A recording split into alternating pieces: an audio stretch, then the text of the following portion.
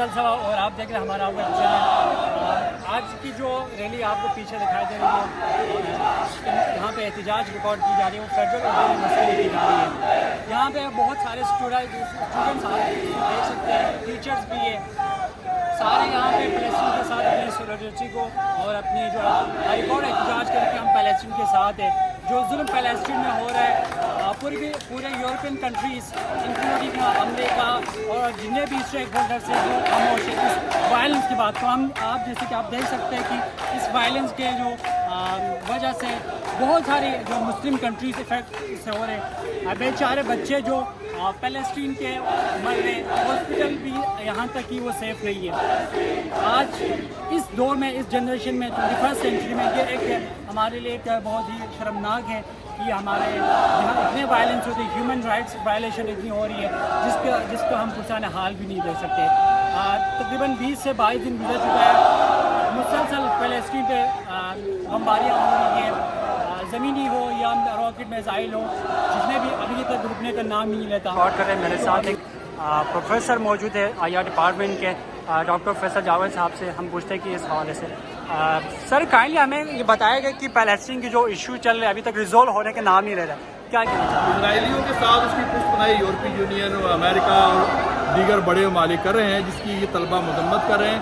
آج کی یہ ریلی, آج کا یہ اردو یونیورسٹی کا مظاہرہ اس بات کی نشاندہی کرتا ہے کہ یہاں کے طلبہ اور اساتذہ فلسطین کے معصوم بچوں کے ساتھ ان کے ساتھ کھڑے ہوئے ہیں اور اسرائیل کی دہشت گردی کی بھرپور مذمت کرتے ہیں. اوکے سر, آپ اس کے جو وائلیشن ہو رہے ہیں اس کے بارے میں UN کا کردار کیسے دیکھتے ہیں؟ دیکھیں, یونائٹڈ نیشن میں تو ریزولوشن ہی پاس ہوئی ہے جہاں 120 ممالک نے اس کی حمایت کی ہے اور 14 ممالک ہیں دنیا میں ایسے شرمناک ممالک ہیں جنہوں نے اس کی مخالفت کی ہے. لیکن یونائٹڈ نیشن اس معاملے میں بالکل فیل نظر آتی ہے ہمیں, کہ جو فلسطین کے حوالے سے جو فلسطینیوں کو فوڈ سپلائی جو ہے وہ نہیں دے پا رہی ہے, جو سیز فائر نہیں کروا پا رہی ہے. بہرحال یونائٹڈ نیشن اپنی چیزوں کو امپوز نہیں کر پا رہی. اس معاملے میں یونائٹڈ نیشن میں فیل نظر آتی ہے اور اسرائیل جو ہے اس کی کھلم کھلا خلاف ورزی کرتے ہوئے نظر آ رہے ہیں. IR ڈپارٹمنٹ کے چیئرپرسن, ڈپارٹمنٹ آف IR کے چیئرپرسن جناب ڈاکٹر اسغر قشی صاحب میرے ساتھ موجود ہے اور اس سے پوچھتے کہ اس کنفلکٹ کے حوالے سے کیا کہنا ہے کہ ہیومن جو وائلیشن ہو رہی ہے. سر, ہم سب سے پہلے آپ سے یہ جاننا چاہتے ہیں جو کانفلکٹ ابھی تک چل رہے ہیں اس میں یہ پیلسٹین کا جو کنفلکٹ ہے اس کے بارے میں اسرائیل اور یورپین کنٹریز کے یہ کہنا ہے کہ یہ تو آپ سیلف آف ڈیفینس ہے, یہ کیسا لاجک آپ سمجھتے ہیں؟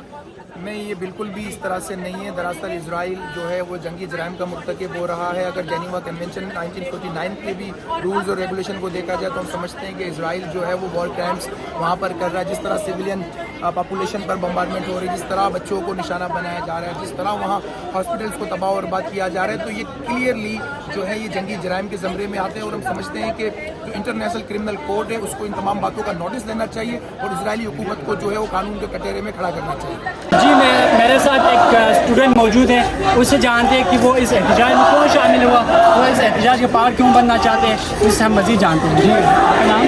جی, میرا نام سجاد علی ہے, ڈپارٹمنٹ آف IR سے میں.